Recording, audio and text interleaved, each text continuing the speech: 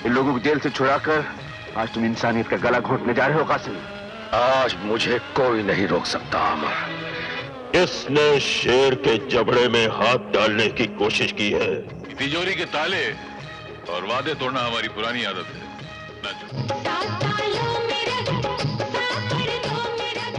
1987 वो साल था जब धर्मेंद्र अपने पुराने रंग में लौट आए थे। वह नए पुराने सभी अभिनेताओं को पीछे छोड़ते हुए बॉक्स ऑफिस किंग बन गए थे, क्योंकि इस साल उनकी एक दो नहीं बल्कि 7 फिल्में हिट, सुपर हिट व औसत कैटेगरी की थी। इसलिए आज हम जिस फिल्म का जिक्र करेंगे वो इन्हीं 7 फिल्मों में से एक थी। फिल्म का नाम था लोहा। एक्शन ड्रामा थ्रिल से भरी इस फिल्म को रिलीज किया गया था 23 जनवरी 1987 को। सलीम अख्तर के निर्माण, राज सिप्पी के निर्देशन, रवि कपूर व मोहन कौल की लिखी फिल्म लोहा की लीड कास्ट में धर्मेंद्र व शत्रुघ्न सिन्हा के अलावा थी मंदाकिनी, माधवी, रजा मुराद, कादर खान, गोगा कपूर, तेज सप्रू, जुगल हंसराज, परवीन कुमार व अमरीश पुरी के अलावा कई और छोटे बड़े सितारे नजर आए थे। क्या शोर मचा रखा है? लक्ष्मीकांत प्यारेलाल के संगीत तले गीत लिखे थे फारूक केसर ने, जिनके लिखे 5 गीत रखे गए थे फिल्म में।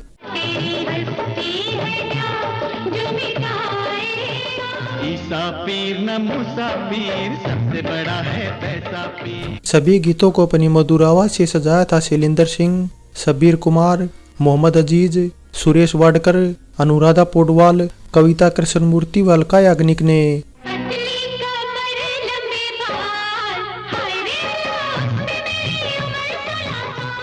फिल्म लोहा का गीत संगीत ज्यादा नहीं चला, लेकिन सुनने में एक तरह से सभी गीत अच्छे थे।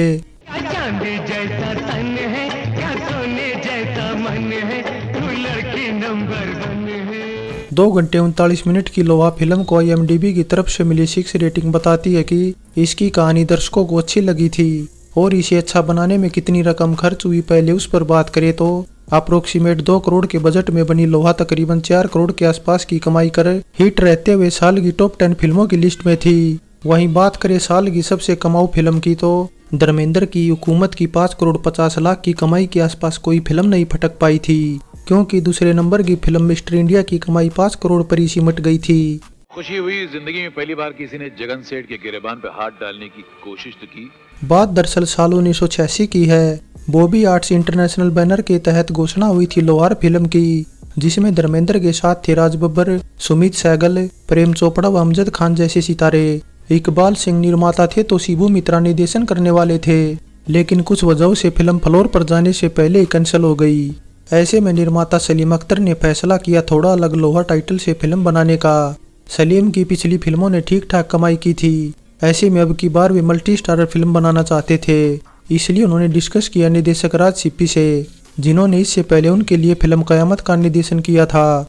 रवि कपूर व मोहन कौल की लिखी कहानी राज सिप्पी को भी अच्छी लगी। ऐसे में मेन कास्ट में फाइनल किया गया धर्मेंद्र व शत्रुघ्न सिन्हा को, जो तब इंसानियत के दुश्मन जैसी फिल्म में भी साथ काम कर रहे थे।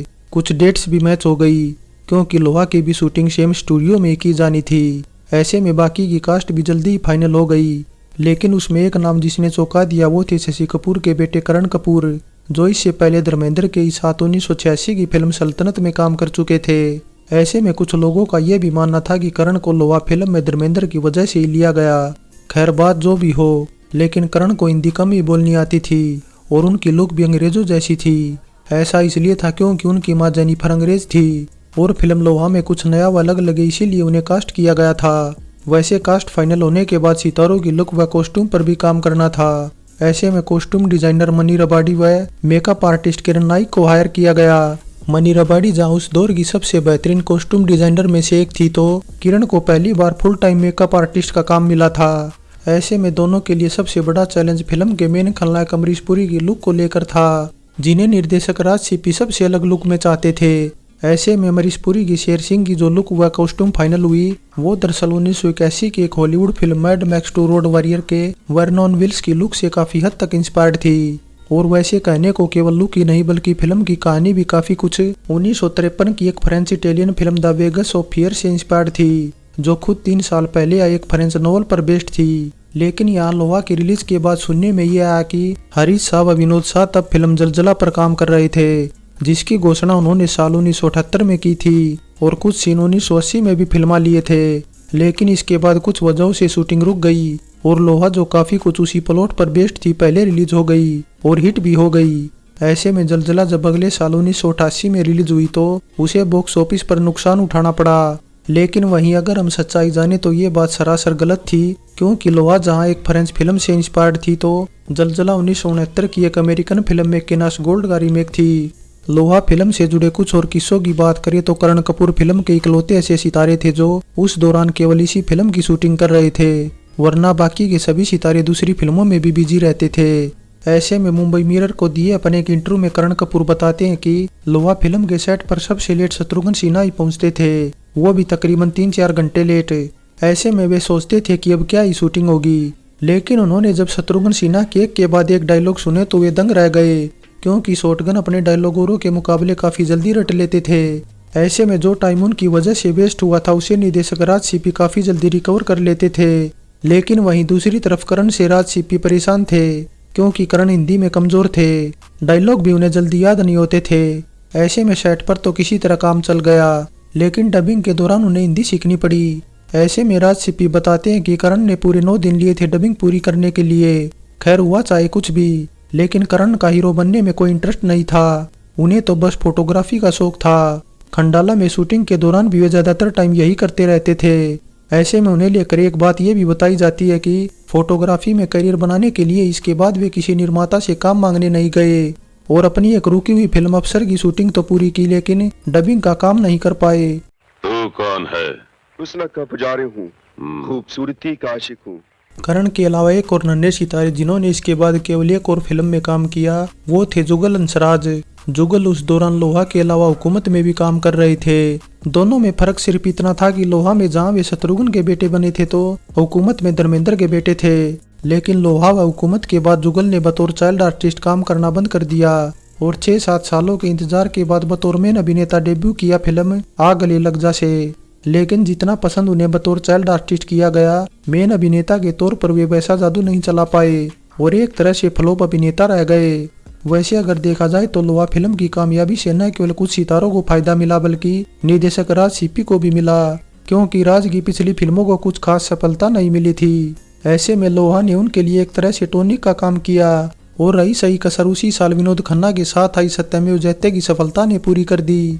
इसी तरह धर्मेंद्र हो या शत्रुघ्न सिन्हा, दोनों को न केवल इस फिल्म से बूस्ट मिला बल्कि 1987 का पूरा ही साल दोनों के लिए बेहतरीन रहा। दोनों ने इस साल लोहा से लगा आग व इंसानियत के दुश्मन जैसी फिल्में साथ करके सफलता तो पाई ही, साथ ही कई और ऐसी फिल्में की जो बॉक्स ऑफिस पर कामयाब रही।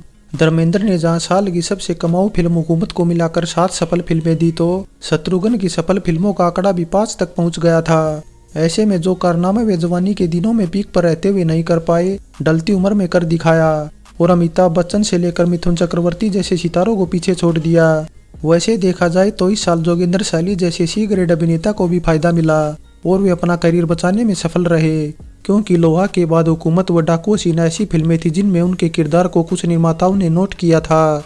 वैसे लोहा फिल्म से जुड़ा एक अजीब किस्सा ये भी है कि जब साल 1987 की शुरुआत में राजकुमार कोहली की फिल्म इंसानियत के दुश्मन रिलीज होने वाली थी तो ट्रायल शो के दौरान लोहा के निर्माता सलीम अख्तर को भी बुलावा भेज दिया। ऐसे में सलीम को उसमें लोहा लोहा गीत अच्छा नहीं लगा, क्योंकि यह उनकी फिल्म का टाइटल था। ऐसे में जब उन्होंने राजकुमार कोहली को गीत हटाने को कहा तो राजकुमार ने इसे जरूरी गीत बताकर हटाने से मना कर दिया। बस इसी वजह से सलीम को डर था कि यह गीत कहीं उनकी फिल्म को नुकसान न कर दे। लेकिन जब 3 हफ्तों बाद फिल्म रिलीज हुई तो उनका डर खत्म हो गया, क्योंकि फिल्म दर्शकों को इंसानियत के दुश्मन से ज्यादा पसंद आ रही थी। वैसे लोहा टाइटल की बात चल रही है तो साल 1997 में लोहा टाइटल से एक और फिल्म रिलीज हुई थी जिसके मेन अभिनेता धर्मेंद्र थे व सहायक भूमिका में मिथुन चक्रवर्ती भी थे।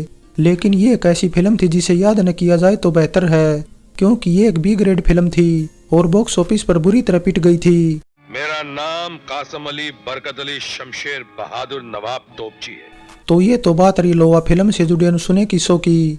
अब बात फिल्म फेयर की भी कर ली जाए तो बॉलीवुड स्ट्राइक के चलते साल 1987 व 88 में फिल्म फेयर का आयोजन रद्द कर दिया गया था। फाइनली लोहा फिल्म जानी जाती है अपने बेहतरीन एक्शन व डायलॉग के लिए, और हो भी क्यों ना। डायलॉग जहां कादर खान ने लिखे थे तो स्टंट वीरू देवगन की देखरेख में शूट हुए थे और ऊपर से लोहा टाइटल होने से भी दर्शक थिएटर तक खींचे चले आए। वैसे एक फायदा रिपब्लिक डे पर रिलीज होने का भी मिला, लेकिन जो भी हो फिल्म बेहतरीन थी। ऐसे में इसमें जो कहानी दिखाई गई कुछ वैसी ही बाद में सच्ची घटनाएं भी घटी थी।